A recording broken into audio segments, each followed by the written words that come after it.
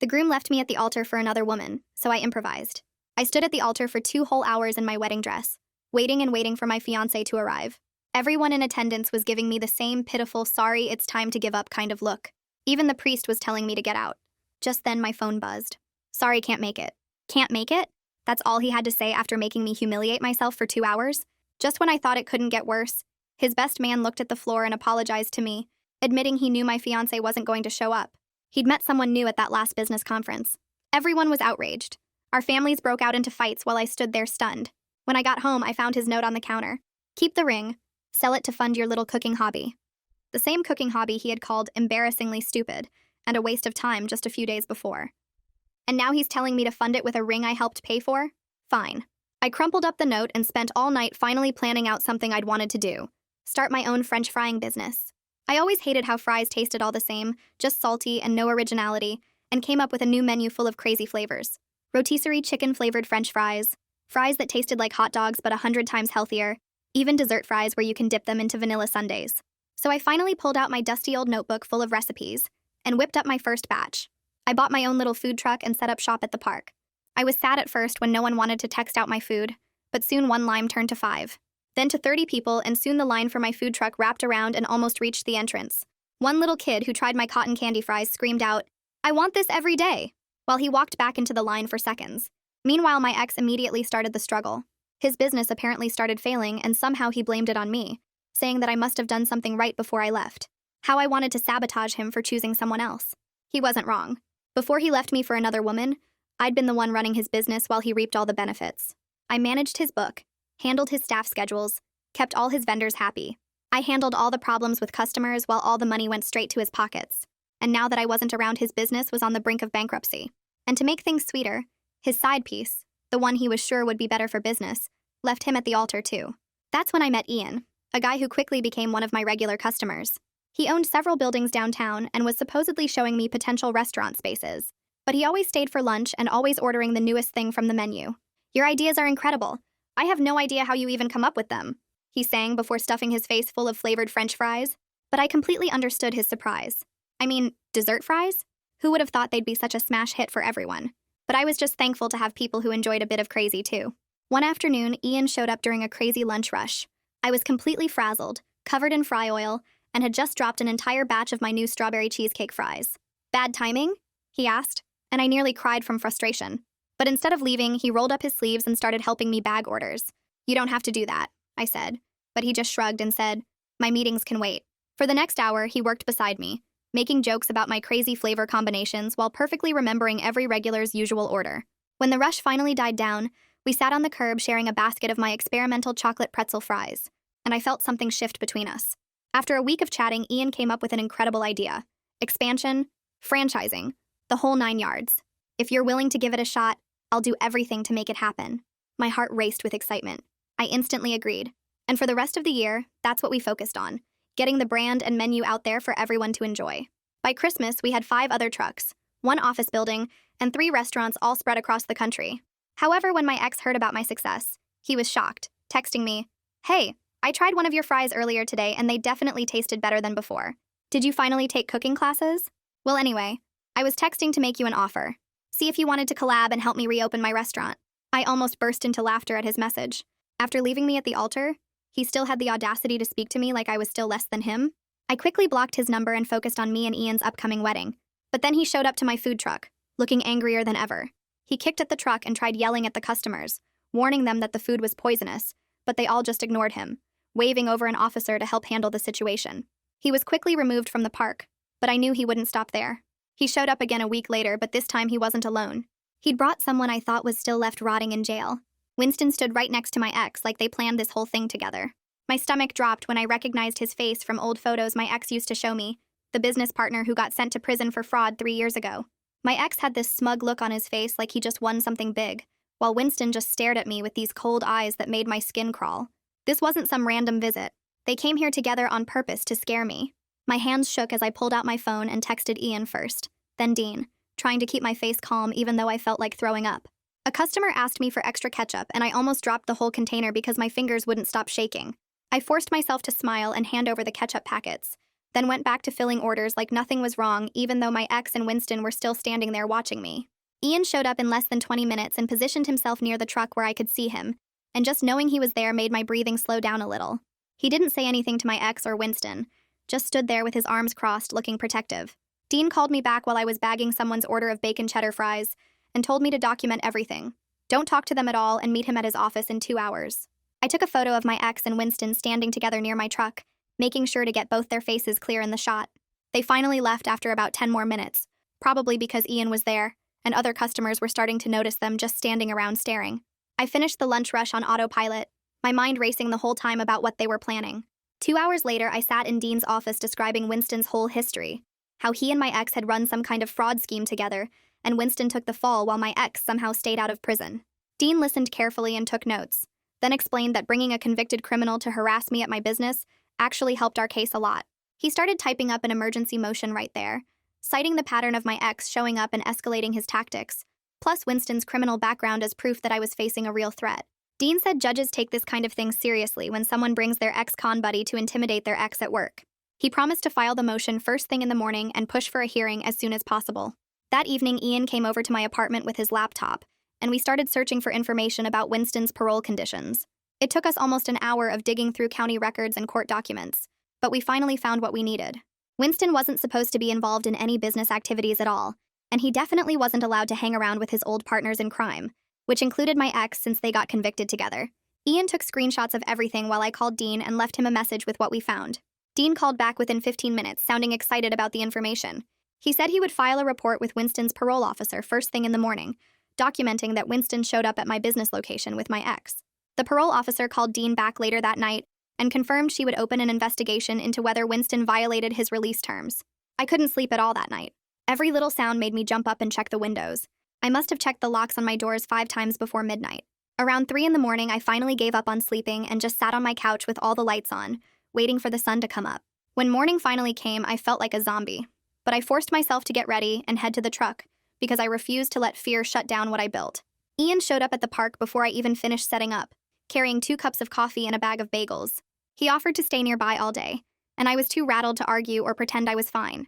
Having him there made me feel safer, even though I hated needing that protection. Dean called around noon with an update that made me feel a tiny bit better. The court granted an emergency hearing for the following week, and Winston's parole officer scheduled a compliance meeting to investigate the violation. But then Dean's voice got more serious, and he told me my ex's lawyer sent over a threatening letter that morning. The letter claimed I was harassing his client by filing what they called frivolous legal actions, like I was the problem here instead of the person who kept showing up to bother me. Dean said not to worry because he was already writing a response with a full timeline of every documented incident, showing clearly who was actually doing the harassing. He sounded confident that the judge would see through my ex's attempt to flip the situation around. I called Brittany that afternoon and asked her to meet me at the main restaurant location to talk about safety. We sat in the back office and I explained everything that happened with Winston showing up. Brittany's face got really serious and she immediately started talking about protocols we needed at all the truck locations, not just mine. We spent 2 hours working out a buddy system where nobody would work alone anymore, especially during opening and closing.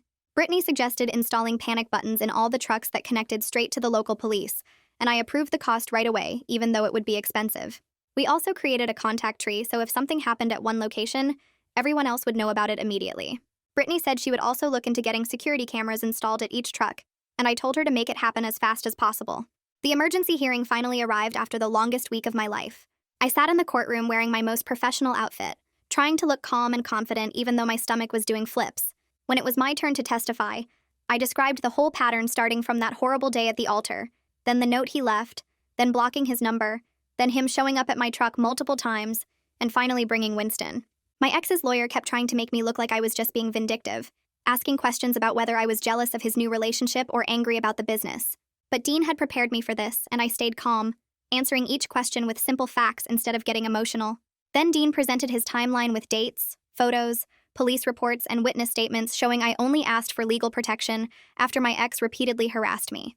The judge looked at all the evidence and extended the restraining order to include Winston, plus increased the protected distance from 100 feet to 500 feet. Walking out of that courtroom, I felt like I could finally breathe again. 2 days later, Dean called with news that actually made me smile. Winston's parole officer contacted him to report that Winston definitely violated his parole by hanging around with my ex, who was his co-conspirator in the original fraud case. Winston was facing a parole revocation hearing and would probably get sent back to prison. The parole officer even thanked Dean for the documentation we provided because it made her investigation easier. For the first time in weeks, I felt like the justice system was actually working instead of just making me jump through hoops. That weight I'd been carrying around in my chest finally lifted a little bit. With the immediate threat reduced, I could finally focus on running my actual business again instead of just surviving. I started going through our financial reports and discovered something alarming. Our food costs had crept up by 18% over the past 3 months, and I hadn't even noticed because I was so distracted by the legal drama. Brittany came over that weekend, and we spent 2 whole days analyzing every single ingredient purchase, looking for patterns in the numbers. We found that inconsistent portioning across all our locations was killing our profit margins. One truck would use way more potatoes per order than another truck, or someone would give extra toppings without charging for them. We needed to standardize everything without losing the quality that made us successful in the first place, which was going to be a huge challenge. The next week, I spent every evening at my kitchen table creating detailed guides for every single menu item we sold. I took photos of each portion size from multiple angles, weighed everything on my digital scale, and wrote out exact measurements for potatoes, toppings, and sauces. My apartment looked like a food photography studio with ring lights and white backgrounds everywhere. Brittany helped me format everything into laminated reference cards that could hang in each truck and restaurant kitchen. Then I sent out emails to all staff across every location scheduling mandatory training sessions over the next 2 weeks. The responses came back mixed. Some people replied right away saying they understood why this was needed. Others took days to respond and their messages felt cold and short. I knew this was going to be rough. The first training session happened at our main restaurant on a Tuesday morning before opening. 15 staff members showed up and I could see the frustration on several faces before I even started talking. I walked everyone through the new portioning guides, explaining how we measured each item and why consistency mattered. One of our longtime truck operators crossed his arms and said this felt too corporate, like we were becoming some boring chain restaurant that cared more about numbers than customers. Another employee said the new system removed all their creativity and made them feel like robots just following orders. I took a deep breath and explained that consistent portions protected our reputation and their jobs. If we gave away too much product, we'd go out of business and everyone would lose their income. If portions varied too much between locations, customers would feel cheated and stop coming. I could see some people nodding, but others still looked angry and unconvinced. The training felt tense and uncomfortable instead of collaborative like I'd hoped. After the session ended and most people left, Marco hung back near the door looking like he wanted to say something. He kept glancing at me, then looking away, shifting his weight from foot to foot. Finally, he walked over and asked if we could talk privately. We went into the small office at the back of the restaurant and he closed the door. Marco admitted he'd been letting customers guilt him into bigger portions when they complained about serving sizes. Someone would say the portion looked small compared to last time, or they'd mention they were really hungry and he'd just add extra fries or toppings without charging. He thought he was providing good customer service by being generous and making people happy. But now, after seeing the numbers and understanding how it hurt the business, he realized he was actually causing problems. His honesty caught me off guard. I thanked him for telling me and said I appreciated his willingness to admit mistakes. Then I realized this was exactly why the training wasn't working. I'd taught people how to measure portions, but not how to handle difficult customers who pushed back against those portions. We needed better training on dealing with complaints and requests for extra food without just giving product away. I made a note to add customer service scenarios to the next training sessions, with scripts people could use when customers tried to guilt them. 2 days later, my phone rang with a number I didn't recognize. I almost didn't answer, but something made me pick up. It was Chloe, the food writer who'd covered our business months ago when we were still pretty new. She said she wanted to do a follow-up story about our expansion and the challenges we'd faced while growing. My stomach dropped. Given everything happening with my ex and the legal drama, the last thing I wanted was more attention. I told her I needed to think about it and would call her back. That evening, I talked to Brittany about whether we should do the interview. I was worried Chloe would focus on all the harassment and court stuff instead of the actual business. Brittany pointed out that controlling our own narrative was better than letting rumors fill the empty space. People were probably already talking and making up stories. At least if we did the interview, we could tell the truth on our own terms. She had a good point. I called Chloe back the next day and agreed to the interview, but only if she focused on business challenges and not my personal life. Chloe said she understood, and we set up a time to meet at the main restaurant. The interview happened on a quiet Wednesday afternoon between lunch and dinner rush. Chloe showed up with a voice recorder and a notebook, looking professional but friendly. We started talking about expansion, staffing challenges, and supply chain issues. I felt comfortable discussing the operational side of growing the business. Then Chloe shifted in her seat and said she needed to ask about the harassment incidents because they were part of public court records. My heart started beating faster, but I'd prepared for this with Brittany. I gave a brief, factual statement about seeking legal protection from an ex-partner who'd been showing up at business locations. I emphasized that the courts had validated my concerns by granting restraining orders. Then I redirected back to business topics, mentioning how we'd implemented safety protocols across all locations. Chloe respected my boundaries and didn't push for more personal details. She shifted focus to questions about supply chain problems and staffing difficulties. For the first time in months, I felt heard rather than used. She was treating me like a real business owner with legitimate challenges, not just someone with dramatic personal problems. The article came out in the local food section 2 weeks later with the headline, "From Food Truck to Small Chain, The Real Challenges of Scaling a Concept." I read it 3 times, looking for problems or misquotes. But Chloe had written something balanced and honest. She mentioned the legal issues in one short paragraph, but dedicated most of the space to operational challenges and our creative flavors. She quoted me talking about portion control, staff training, and finding reliable suppliers. The piece made us sound professional and thoughtful instead of dramatic. Within hours of the article posting online, my email inbox filled up with messages from other food entrepreneurs. They shared their own struggles with scaling, staffing problems, and dealing with inconsistent suppliers. Some asked for advice about training programs or finding good vendors. I spent that evening responding to messages and realized I was building a real professional network, beyond just customers who liked our food. These were people who understood the actual work of running food businesses. 3 days after the article published, Dean called to tell me my ex had sent another message through his lawyer. This time he was claiming the article defamed him by mentioning the restraining order. I felt tired more than scared. Would this ever actually end? Dean sounded calm and almost amused. He explained that factual reporting of public court records wasn't defamation. You can't sue someone for stating true facts that are part of official legal documents anyone can access. Dean sent a response warning that continued frivolous legal threats could result in harassment charges. After that, the threats stopped, at least for a while. I went back to focusing on the business, grateful for Dean's steady presence handling all the legal nonsense. Then our main potato supplier called with news that made my stomach sink. They were doubling their prices starting next month due to crop failures in their growing region. We'd relied on them for 6 months, and their potatoes were perfect for our recipes. Brittany and I immediately started calling other suppliers, requesting samples from 4 different vendors. We spent 3 days testing potatoes, cooking batch after batch, and comparing texture, flavor, and how they held up to our various seasonings. 2 suppliers had potatoes that were too watery and made soggy fries. One had potatoes that were fine but inconsistent in size, making it hard to get uniform cuts. The 4th supplier had good quality but limited quantities available. We made the decision to split our orders between 2 suppliers to avoid depending on any single source. It meant more complicated logistics with multiple deliveries and different payment schedules. But it reduced our risk of getting stuck if one supplier had problems. The supply chain mess forced us to temporarily remove 2 specialty items from the menu because we couldn't source the specific potato varieties they required. Our honey butter sweet potato fries and purple majesty fries both needed potatoes that none of our new suppliers carried.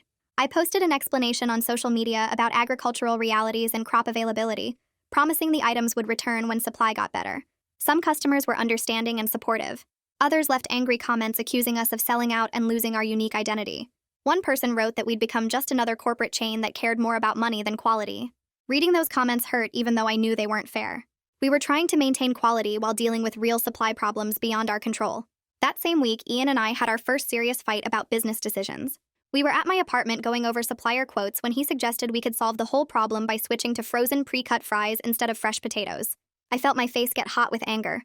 I couldn't believe he'd even propose compromising our core identity like that.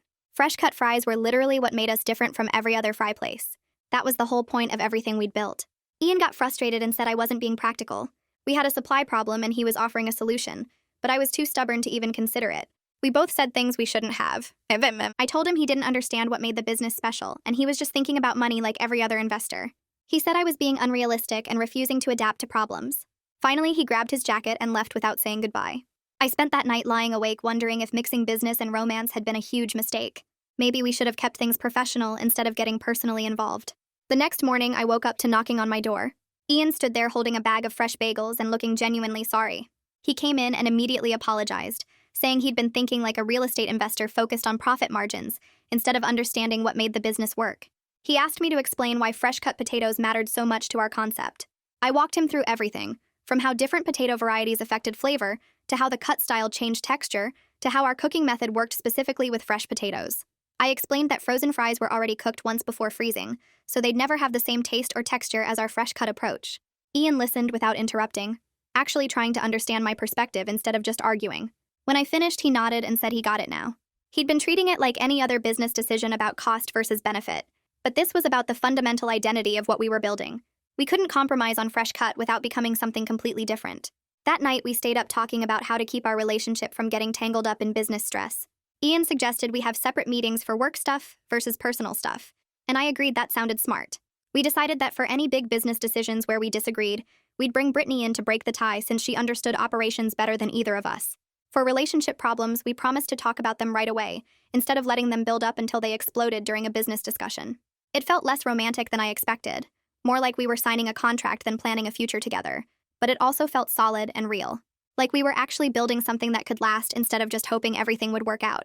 The next morning, I texted Brittany about our new system, and she responded with 3 thumbs-up emojis, which made me laugh because she'd probably been waiting for us to figure this out. 3 weeks later, Dean called with news about Winston's parole hearing.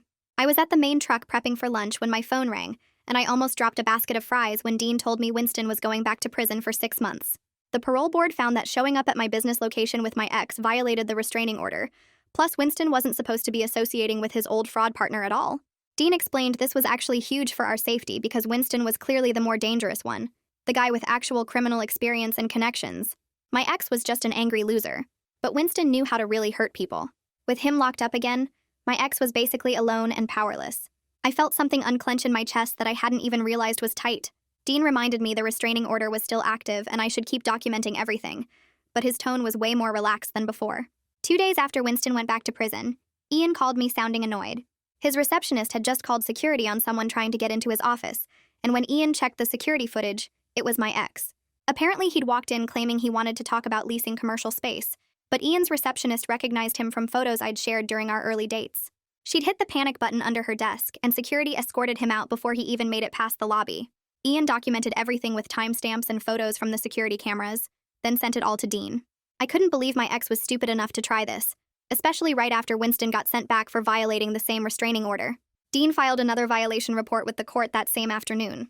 The contempt hearing happened 2 weeks later at the courthouse downtown. I didn't have to attend this one since it was about my ex violating the order, not about me needing protection. Dean called me afterward with an update.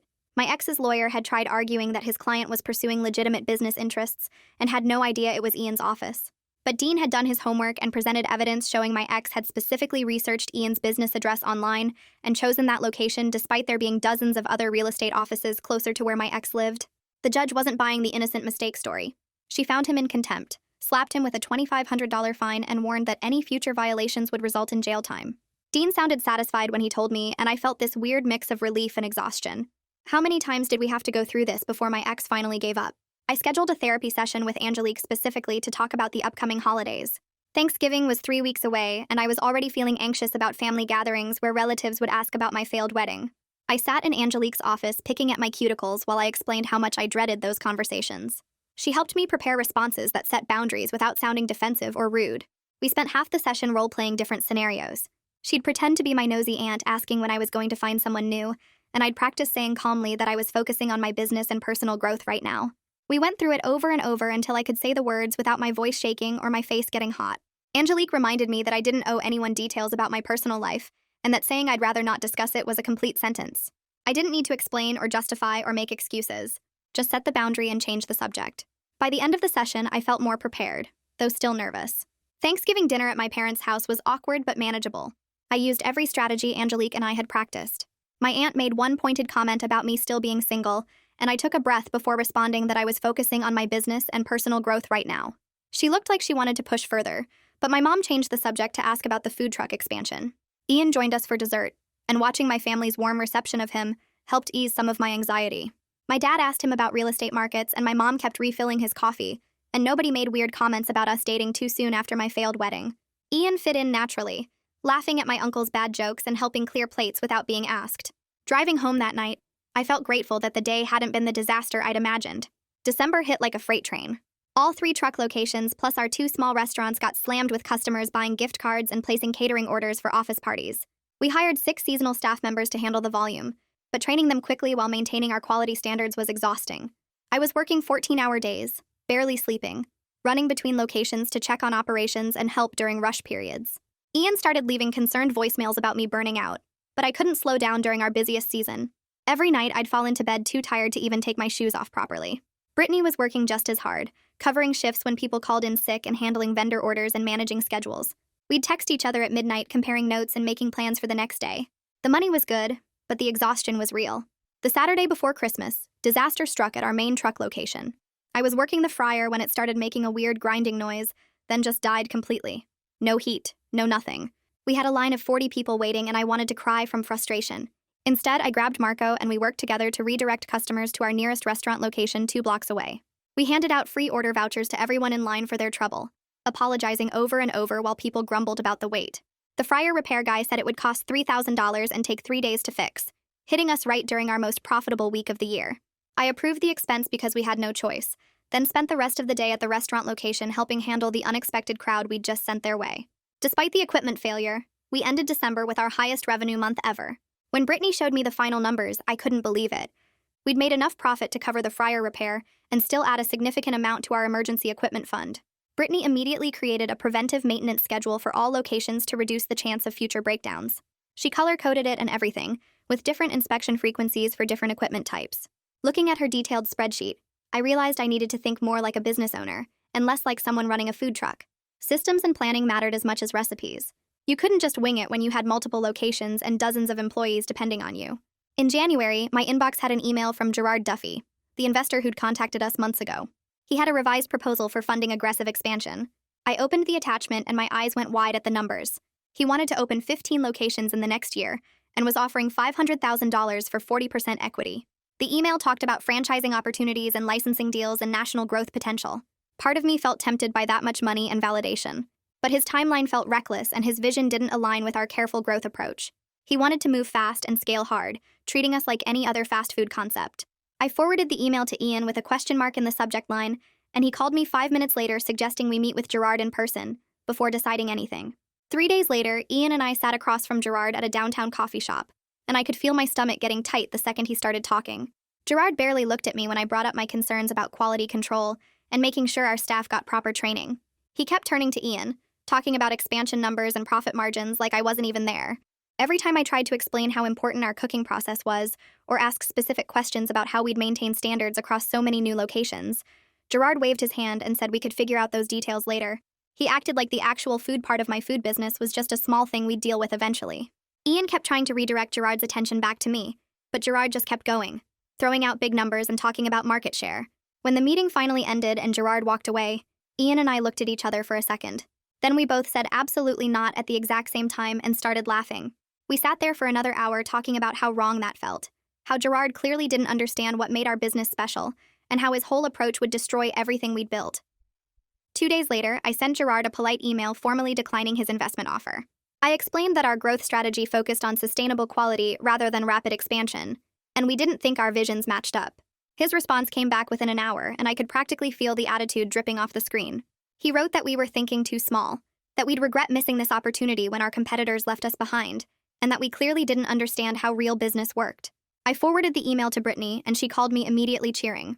She admitted that Gerard had visited one of our restaurant locations last month and given her seriously bad vibes, the way he kept criticizing small things and acting like he knew better than everyone. Turning down $500,000 felt scary, like maybe I was being stupid or too proud. But I also felt more confident about our slower path, the one where we actually controlled our own business and didn't have to answer to someone who thought quality details could wait. A month later, I was doing inventory at our main truck when Marco rushed over with his phone. A new place called Fry Crazy had just opened downtown, and their menu was almost identical to ours. They had rotisserie chicken fries, dessert fries, hot dog-flavored fries, even similar names like Cotton Candy Crunch and Strawberry Dream. I felt my face getting hot as I scrolled through their social media photos. They'd basically copied everything except our actual recipes, and I wanted to march down there and scream at whoever owned the place. Instead, I called Dean and asked if we could sue them for stealing our concept. Dean sighed and explained that recipes and flavor ideas were nearly impossible to protect legally unless we had patents, which we didn't. He said food concepts got copied all the time, and unless they were using our exact branding or claiming to be us, we didn't have much legal standing. Then he suggested something different. Focus on what actually made us special, he said. Our story, our quality, the relationships we'd built with customers over 2 years, those things couldn't be copied by just printing a similar menu. I hung up feeling frustrated but also realizing he was right. Instead of attacking Fry Crazy publicly or getting into some social media war, I spent that evening writing a long post for our business page. I thanked our customers for their loyalty and support, then told the whole story of how I'd developed each signature flavor. The rotisserie chicken fries came from my grandmother's Sunday dinners. The cotton candy fries were inspired by childhood trips to the fair with my dad. The strawberry cheesecake fries happened because I'd burned a whole batch one night and experimented with dessert toppings to salvage them. I shared photos from our early food truck days, talked about the struggles and failures, explained why we sourced specific potato varieties, and changed our oil twice as often as most places. The post went up around 8 at night, and by morning it had been shared over 300 times locally. Customers started commenting with their own memories of trying our food for the first time, of bringing their kids to the truck every weekend, of how our fries had been part of their birthday parties and family gatherings. Some people mentioned Fry Crazy directly, saying they'd tried it and immediately noticed the quality difference. The whole situation actually helped us because it highlighted what made us real and authentic, compared to someone just copying a concept without understanding the work behind it. 3 months later, Fry Crazy closed down. I heard about it from one of our regular customers who worked in that neighborhood. Apparently, they'd gotten terrible reviews almost immediately because their fries were soggy, their flavors tasted artificial, and their service was awful. They'd tried to copy what we did without understanding that consistency and care mattered more than just having creative menu names.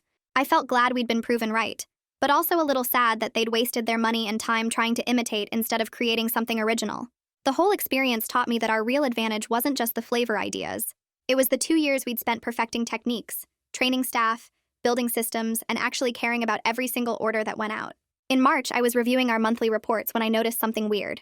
Our newest restaurant location had customer satisfaction scores way lower than our other sites. The food quality ratings were okay, but service scores were terrible, and several comments mentioned rude staff and long wait times. I decided to do an unannounced visit the next day. I showed up during the lunch rush and stood in line like a regular customer, watching everything.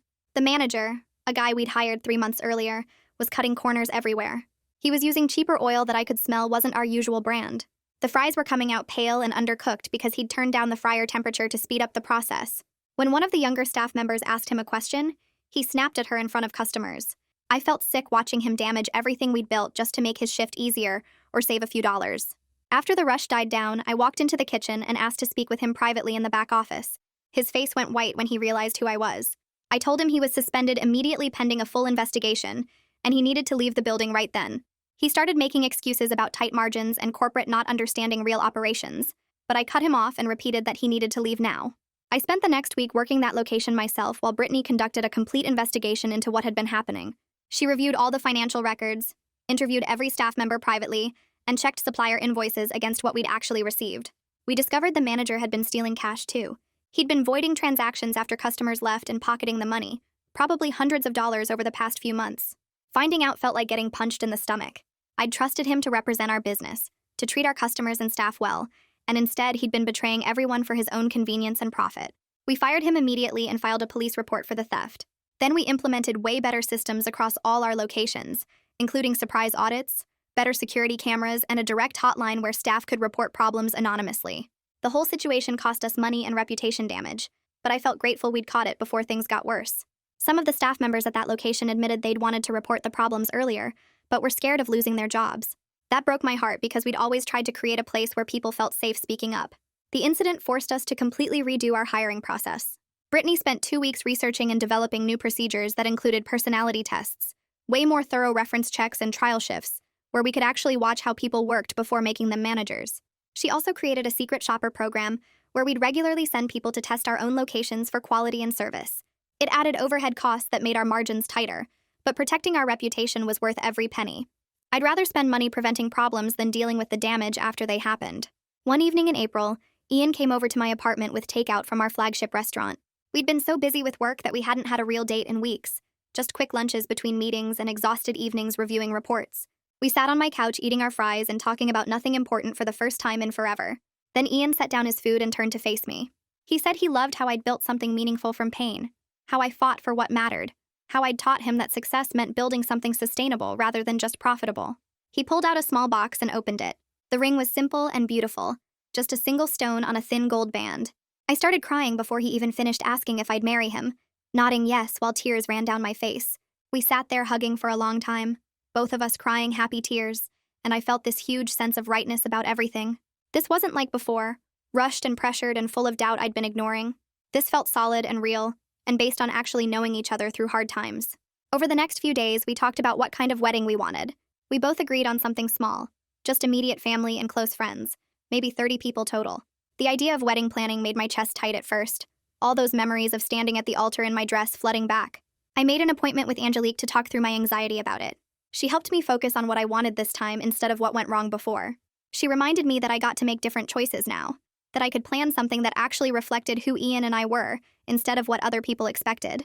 Ian was incredibly patient with my occasional panic moments, never pushing me to make decisions before I felt ready. When I got overwhelmed looking at venue options, he suggested we just have it in his parents' backyard garden where we'd had our first real conversation about the business. When I started spiraling about guest lists and seating charts, he reminded me we could literally just set up chairs in a circle and skip all the traditional stuff that didn't matter to us. Slowly, wedding planning started feeling less like reliving trauma and more like creating something new and ours. A few weeks later, my phone buzzed with a text from someone I barely remembered from my ex's old social circle. The message said my ex wanted to congratulate me on my engagement and hoped Ian wasn't just a rebound. I stared at the screen for a solid minute before blocking the number without responding. Dean called that evening to check in, and I told him about the indirect contact. He made a note in his file but agreed it wasn't threatening, just pathetic. I felt annoyed more than anything, like my ex was a mosquito buzzing around that I couldn't quite swat away. Ian squeezed my hand across the dinner table and reminded me that my ex's opinion stopped mattering the day he left me at that altar. The next morning, I deleted the screenshot and refused to give it another thought. May arrived with warm weather and busy lunch rushes at all our locations. I was at the main restaurant reviewing inventory when 2 health inspectors walked in with clipboards. My stomach dropped, but I smiled and showed them around, answering every question while trying not to panic. They spent an hour checking temperatures, examining our storage areas, and reviewing our cleaning logs. When they finished, the lead inspector handed me a violation report listing 2 issues. Our walk-in cooler was running 3 degrees too warm, and we didn't have proper hand-washing signs posted in all the right spots. I felt my face burn with shame even though he said these were minor and fixable. The inspectors left and I immediately called our refrigeration company to fix the cooler, then ordered the correct signs online for overnight delivery. Brittany arrived 20 minutes later and found me scrubbing already clean counters while trying not to cry. She pulled the violation report from my hands and read it carefully before looking up at me. She said we'd use this as a chance to get better, not as proof we were failing. We spent the rest of that week visiting every location with our own checklists, checking temperatures, reviewing procedures, and making sure every detail met standards. By Friday, we had compliance checklists for each location and a schedule for weekly self-inspections. The following Monday, I sat at my laptop staring at a blank social media post. Brittany stood behind me reading over my shoulder as I typed out exactly what happened during the health inspection. I listed both violations, explained what we did wrong, and detailed every step we took to fix the problems. My finger hovered over the post button for a full minute before Brittany reached around and clicked it for me. Within an hour, 3 competitors had shared the post with snarky comments about our standards slipping, but most of the comments were from regular customers saying they appreciated the honesty and would keep eating with us. By that evening, 5 other restaurant owners had sent me private messages, thanking us for being transparent about inspections instead of hiding them. One woman said she'd had a similar violation last year and felt so ashamed she almost quit, but seeing us handle it openly made her feel less alone. I screenshot those messages and saved them in a folder labeled, "Why We Do This Right." June hit like a wall of heat and bad news. I was prepping potatoes at the truck when an old coworker from my ex's restaurant called to tell me his place had closed for good. She said the locks were changed, the equipment was repossessed, and my ex was filing for bankruptcy. I thanked her for letting me know and hung up feeling strange and hollow. Part of me wanted to celebrate that his failure proved I'd been essential to his success all along. But another part felt sad that he'd destroyed something that could have worked if he'd just been less arrogant and made better choices. Mostly, though, I just felt relieved that this whole chapter was finally, truly closed. That night, I told Ian about the closure over takeout from our restaurant. He asked how I felt, and I realized I didn't feel much of anything anymore. My ex was just someone I used to know who made a choice that ended up freeing me to build something better. The anger and hurt had faded into something more like indifference, and that felt like the real victory. Wedding planning had been going smoothly until Ian's mother called asking about the guest list. She wanted to invite 50 people from their extended family, cousins, and aunts and uncles Ian barely knew. That would triple our planned guest count from 30 to nearly 100 people. Ian and I sat on my couch that evening having a difficult conversation about what we actually wanted for our wedding day. He called his mother back on speaker and explained that we were keeping the wedding small and intimate, focused on people we actually spent time with rather than distant relatives we saw once every few years. His mother's voice went tight and hurt as she said she'd already told people to save the date. Ian stayed calm but firm, saying we understood she was excited. But this wedding was about our commitment to each other, not about putting on a big social event for the extended family. The call ended awkwardly with his mother saying she needed time to think about it. 3 days later, she called back and apologized, admitting she'd gotten caught up in what she thought a wedding should be instead of listening to what we actually wanted. Ian thanked her and promised she'd still have an important role in the small ceremony we were planning. The next step felt less romantic but more grown-up. Ian and I sat in Dean's office discussing a prenuptial agreement to protect both the business and our personal assets. Dean asked detailed questions about our finances, our debts, our plans for future growth, and what would happen if things didn't work out. It was uncomfortable talking about divorce before we'd even gotten married, but it also felt responsible and mature. Ian surprised me by suggesting the business remain entirely mine since I'd built it from nothing, but I wanted him protected too since he'd helped it grow. We spent 2 hours going through scenarios and possibilities, having honest conversations about money and risk and what we wanted to build together. Dean drafted an agreement that felt fair to both of us, protecting what we'd each brought into the relationship while planning for what we'd build together. Signing those papers actually made me feel closer to Ian because we'd talked through hard stuff honestly instead of avoiding it. This wasn't like my first engagement where I'd ignored red flags and hoped for the best. This was two people making clear-eyed choices about their future together. July brought news I'd been half expecting but still dreaded. Dean called to tell me Winston had been released from prison after serving his 6-month sentence for the parole violation. The restraining order was still active and covered Winston as well as my ex. Dean walked me through the terms again, reminding me what distances they had to maintain and what counted as a violation. I felt nervous but not terrified like I had been the first time. The legal system had actually worked when Winston violated his parole before, and I trusted it would work again if needed. I updated Brittany and the managers at all our locations, making sure everyone had photos of both Winston and my ex with instructions to call the police immediately if either showed up. Ian offered to stay at my apartment for a few days until I felt safer, and I took him up on it. We fell asleep on the couch watching cooking shows, and having him there made the fear feel more manageable. The weeks passed and nothing happened. Winston didn't show up at any of our locations. My ex stayed silent on social media and didn't try any indirect contact. The absence of drama felt almost weird after months of constant tension and waiting for the next crisis. I kept expecting my phone to buzz with bad news or to see one of them lurking near a truck. But days turned into weeks, and the harassment just seemed to be over. Dean said it looked like Winston had finally learned that violating court orders meant going back to prison, and my ex was probably too busy dealing with his bankruptcy to bother me anymore. I started sleeping better and stopped jumping every time someone walked past the truck. The fear slowly unwound itself from my shoulders, and I began to trust that maybe this was actually finished. August arrived with our biggest milestone yet. The flagship restaurant opened in a renovated downtown space that Ian had helped us get at a reasonable lease rate. The building had tall windows, exposed brick, and enough room for 60 seats plus a small bar area. We kept the menu focused on our core fry items, but added a few specials you could only get at this location. The space felt like a grown-up version of the food truck, warm and welcoming but more polished. Opening week was busy with people curious about the new spot. We had a few small problems like the credit card system going down for an hour and running out of our dessert fries on the second night, but nothing major. Brittany and I worked every shift that first week, watching how customers moved through the space and taking notes on what worked and what needed adjusting. By Sunday evening, we were exhausted but happy, looking at numbers that showed we'd exceeded our projected sales for the opening week. The best part of the flagship opening was watching Marco step into his new role as manager. He'd started as a crew member at the original food truck, the guy who used to give customers extra large portions because he couldn't handle confrontation.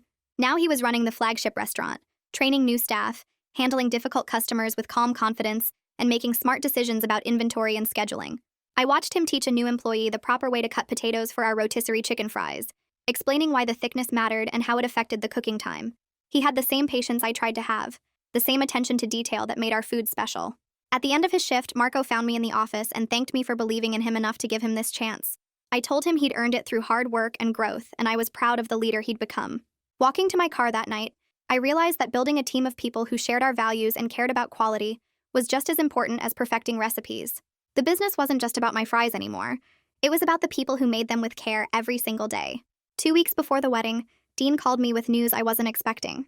My ex's lawyer had reached out requesting a final mediation session to settle everything once and for all. Dean explained that mediation could give us real closure and eliminate any remaining legal uncertainty hanging over my head. The idea of being in the same room with my ex again made my stomach twist into knots.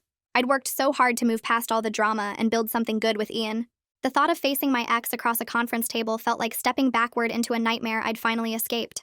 Ian found me sitting on our couch staring at my phone after the call ended. I told him about Dean's message and how much I dreaded the idea of seeing my ex again. Ian sat down next to me and took my hand. He said he'd come with me to the mediation for support if I wanted him there. I felt some of the tension leave my shoulders knowing I wouldn't have to face this alone. The mediation happened 3 days later in a conference room at a neutral law office downtown. The space had bland gray walls and a long table with uncomfortable chairs. My ex sat on one side with his lawyer while Dean, Ian, and I sat across from them. A professional mediator in a navy suit sat at the head of the table with a stack of papers in front of her. My ex looked terrible, honestly. His face was thinner than I remembered, and he had dark circles under his eyes like he hadn't been sleeping well. He wouldn't make eye contact with me when we first sat down. His whole body language screamed defeat, rather than the anger and bitterness I'd seen during previous confrontations. The mediator started by explaining the ground rules and asking both sides to state what they hoped to accomplish. Dean spoke for us, laying out our desire for permanent mutual non-contact terms and a formal end to all business-related claims. My ex's lawyer responded in a tired voice that mirrored his client's defeated appearance. They were willing to agree to everything we wanted. No more contact except through lawyers if absolutely necessary. My ex would formally withdraw all his ridiculous claims about trade secrets and business interference. Both parties would agree not to trash each other publicly on social media or anywhere else. The mediator drafted the agreement language while we sat in awkward silence. Nobody admitted fault or apologized. We just agreed to leave each other alone permanently and move on with our separate lives. I signed the papers with a shaky hand. My ex signed without looking at me once. The whole session took 90 minutes and felt surreal in how calm and professional it stayed. No yelling, no accusations, just paperwork and legal language putting an official end to a conflict that had consumed way too much of my energy. Walking out of that building into the afternoon sunlight, I felt physically lighter than I had in almost 2 years. The weight I'd been carrying around finally lifted off my shoulders. Ian squeezed my hand and looked at me with genuine pride in his eyes. He told me I'd done it, that I'd built something incredible and protected it through everything. He said he was so proud of me. Hearing those words from him made tears spring to my eyes, but they were good tears for once. That night, I slept peacefully for the first time in months. I didn't wake up at 3 a.m. wondering what my ex would try next. I didn't check my phone compulsively for threatening messages or legal notifications. I just slept deeply and dreamlessly, finally free from waiting for the next crisis or confrontation to explode in my face. Our wedding day in September arrived with perfect weather and clear blue skies. We'd planned everything to be exactly what we wanted, small and intimate and focused on actual commitment rather than putting on a show. The ceremony happened in a garden venue with 28 guests sitting in white chairs arranged in a small circle. My mom cried happy tears. Ian's parents beamed at us from the front row. Brittany and Marco sat together looking genuinely thrilled to be there. We exchanged vows we'd written ourselves, promising to support each other's dreams and communicate honestly even when it was hard. We promised to build a life based on real partnership rather than performance or trying to impress anyone. When Ian kissed me after we were pronounced married, I felt pure joy instead of the anxiety that had plagued my first wedding attempt. I felt completely present in the moment instead of haunted by past betrayals and fears about the future. This was real and solid and based on 2 years of actually building something together through challenges and growth. The reception was casual and fun, held in the same garden with string lights and a simple buffet dinner. My father stood up during dessert to give a toast that caught me completely off guard. He talked about watching me turn heartbreak into purpose and build something meaningful from the worst day of my life. His voice got thick with emotion when he apologized for not fully supporting my cooking dreams earlier, for dismissing them as just a hobby instead of recognizing my real talent and drive. He said he was proud of the businesswoman I'd become, and the way I'd handled everything with strength and grace. The public acknowledgement from my dad healed something inside me I didn't even realize was still wounded. I'd always felt like he saw me as less serious or capable than my siblings. Hearing him say those words in front of everyone we loved made me feel truly seen and valued by him for the first time. We left the next morning for our honeymoon in a small coastal town 3 hours away. I'd been nervous about unplugging from the business for a whole week, worried that something would go wrong without me there to handle it. But Ian convinced me that we'd built good systems and trained good people specifically, so we could take real breaks. Brittany and Marco promised to handle everything and only call if there was a genuine emergency. For 7 days, I didn't check work emails or call the restaurants to see how things were going. Ian and I walked on the beach every morning, ate fresh seafood, and just enjoyed being newlyweds without any stress or obligations hanging over us. When we got back and checked in with Brittany, she reported that everything had run smoothly. They'd handled a minor equipment issue at one truck and dealt with a difficult customer complaint without needing my input at all. Coming back to work after a real break, I felt refreshed and genuinely excited rather than exhausted and obligated. I realized I'd been running on empty for months and desperately needed that time away. October brought a difficult business decision we'd been avoiding for weeks. Our smallest restaurant location had been consistently losing money, despite multiple attempts to turn it around. The neighborhood demographics just never quite matched our concept. We'd tried different menu options, adjusted our hours, ran promotions, but nothing seemed to work. The location kept draining resources we could use better elsewhere. Brittany, Ian, and I sat down with the numbers and finally admitted we needed to close it. Making that call felt terrible at first. I kept thinking about the staff who would lose their jobs and the customers who did love that location, even if there weren't enough of them. We spent 2 weeks helping every staff member either transfer to our other locations or providing good severance packages and strong references for other jobs. Marco personally called each employee to explain the situation and make sure they had support during the transition. We posted a heartfelt message on social media thanking the neighborhood for their support and explaining our decision honestly. Closing that location felt like failure initially, like I'd somehow messed up or not tried hard enough. But Brittany sat me down and reframed it completely. She explained that knowing when to cut losses was actually smart business, not failure. Continuing to pour money into a location that wasn't working would have put our successful locations at risk. We needed to protect what was working, rather than desperately trying to force something that wasn't. We spent an afternoon analyzing exactly what went wrong with that location. The neighborhood was too residential with not enough foot traffic during our peak hours. The nearby competition was too strong. The parking situation was terrible. We documented all these lessons to use when evaluating future expansion opportunities. I realized that not every location would work, and that was genuinely okay. The key was learning from it, rather than seeing it as some kind of personal defeat. A food industry publication reached out in late October, asking to interview me for a piece about women entrepreneurs in the restaurant business. I was hesitant at first, worried about drawing attention or inviting more drama. But the writer seemed genuinely interested in the real challenges of scaling a food business, rather than just wanting gossip about my personal life. During the interview, I shared honest details about the difficulties of maintaining quality across multiple locations, the importance of building good systems and training programs, and how personal crisis had become professional motivation for me. I talked about the supply chain issues we'd faced, the staffing challenges, the financial pressures of growth. The writer asked thoughtful questions and really seemed to understand the complexity of what we'd built. The article published a few weeks later, and several young women reached out afterward saying my story had inspired them to pursue their own food business dreams. Reading their messages made me realize I'd accidentally become a role model for other people trying to build something from scratch. By November, our business had settled into a stable rhythm. We had 2 food trucks and 2 restaurants, all consistently profitable with strong customer loyalty in each location. We weren't growing explosively anymore, but we were sustainable and steadily building real equity. Ian and I sat down one evening to discuss potentially opening one more location the following year. But this time we approached it completely differently than our earlier rapid expansion. We agreed we'd only move forward if we found the absolute perfect spot with the right demographics, foot traffic, and competitive landscape. We'd only open if we could staff it properly with well-trained people who understood our quality standards. Growth just for the sake of growth didn't appeal to either of us anymore. We'd learned that sustainable success meant being selective and strategic, rather than just constantly chasing bigger numbers and more locations. A few weeks later, I sat in Angelique's office for what I knew would be one of my last regular sessions. She asked me to walk through everything that had happened since that day at the altar, and I started talking about the wedding dress, the waiting, the humiliation. But as I described it, the words felt distant, like I was talking about someone else's life. Angelique leaned forward and asked the question I'd been avoiding. How did I feel about my ex now, really? I sat there for a long moment, searching for anger or hurt or even satisfaction about his failures. Instead, I just felt nothing. He was someone I used to know who made a choice that accidentally freed me to build something better. The anger had faded months ago without me even noticing. I told Angelique that I was grateful, which surprised both of us. Grateful that he left, grateful that I had to figure things out alone, grateful that I learned I could handle hard things. She smiled and said that was real healing. Not the dramatic kind where you confront someone and get closure, but the quiet kind where you just stop caring and move forward. The holidays came fast, and Ian and I decided to host a small dinner at our apartment for the people who'd actually supported us through everything. Brittany arrived first with a bottle of wine and immediately started helping me set the table. Marco showed up next with his girlfriend, then Dean with his wife. We kept it simple, just pasta and salad and garlic bread, nothing fancy. When everyone was seated, Ian stood up and raised his glass.